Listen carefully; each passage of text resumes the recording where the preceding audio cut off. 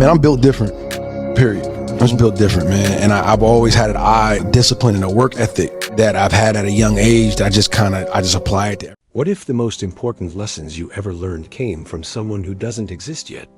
Imagine this. You're alone. The world feels heavy. Your path is unclear, and every day is a struggle against your own worst habits. Then, one night, a file appears on your computer. It's encrypted, anonymous. You open it, and a child's face appears on the screen. He looks at you, not with the innocence of a stranger, but with a deep, knowing familiarity. He says, "Hi, Dad. I know you're confused, but I need you to listen. My future depends on the man you become right now." This is the story of a mentor who hasn't been born yet. It's about something far more profound: legacy. How do you build a life worth passing down? How do you master your emotions, your discipline, and your finances, not just for yourself, but for the generation that will follow you? This child, with wisdom beyond his years, begins to teach the man who will one day be his father. The first lesson is about the room you're in. He says, "Look around you, Dad. Is this the room where a great man is built?" A messy room is a messy mind. The discipline to make your bed every morning is the same discipline you'll need to build an empire. It starts small. It starts with one single deliberate action. Tidy your space, and you begin to tidy your soul. This isn't just about cleaning. It's about creating an environment where success is inevitable. This is where my story begins, in the choices you make today.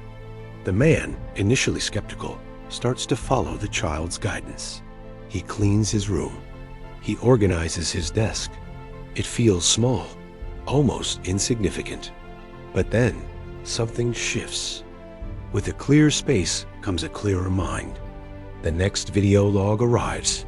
This time, the boy is a little older and in a sunlit library, surrounded by books. Now that you have space, he says, it's time to fill it with knowledge. Not just any knowledge, Dad. I need you to learn about money. Not how to earn it, but how it works. Generational wealth isn't an accident. It's a blueprint. It's a language passed down. Our family's story won't be one of struggle if you learn this language now. The child explains the concept of assets versus liabilities in the simplest terms. An asset puts money in our family's pocket. A liability takes it out. The phone you're watching me on? A liability. But the knowledge you gain from this video? That can become our greatest asset. I need you to stop buying things that make other people rich and start investing in things that will build our future. Read the books the wealthy give their children. Understand that every dollar you spend today is a seed. You can either eat the seed or you can plant it. I need you to be a planter, Dad.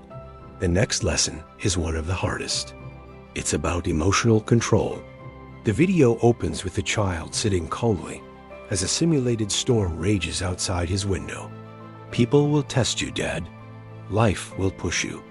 Your own mind will betray you with anger, frustration, and fear. They will feel like hurricanes. But you are not the hurricane. You are the eye of the storm, the calm center that observes it all without being swept away. When you feel that fire in your chest, I need you to breathe.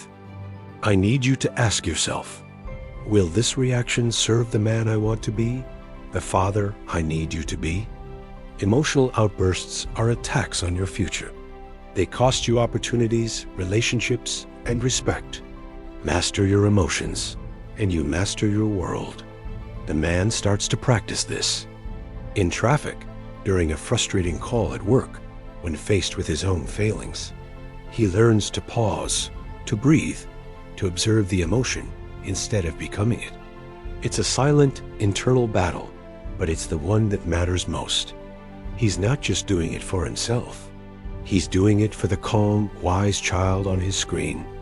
As the weeks turn into months, the lessons get deeper. The boy talks about purpose. Why are you here, Dad? It's the question that haunts everyone. But the answer isn't something you find. It's something you build. Your purpose is to construct the best possible version of yourself so that you can give the best possible gifts to the world and to me. My existence is your purpose.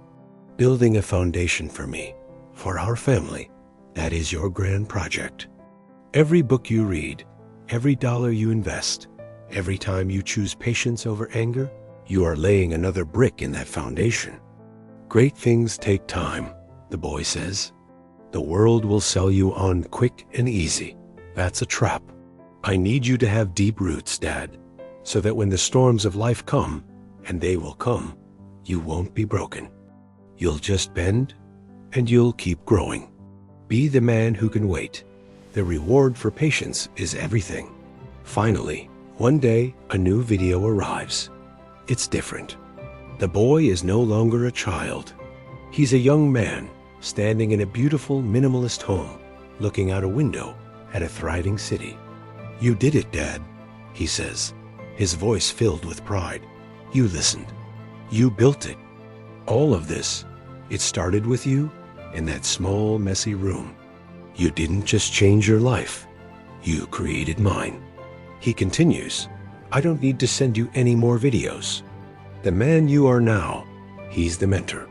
He's the one I'll learn from when I'm actually there. Now, there's just one last thing you need to do. Go out and meet Mom.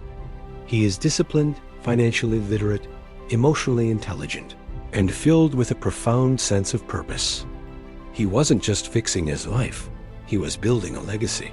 He was answering a call from the future. The story isn't about time travel. It's about the powerful idea that the person we are becoming is a message to the future, and that the most important reason to build a better self might just be for the ones who will call us their own. What message are you sending to your future?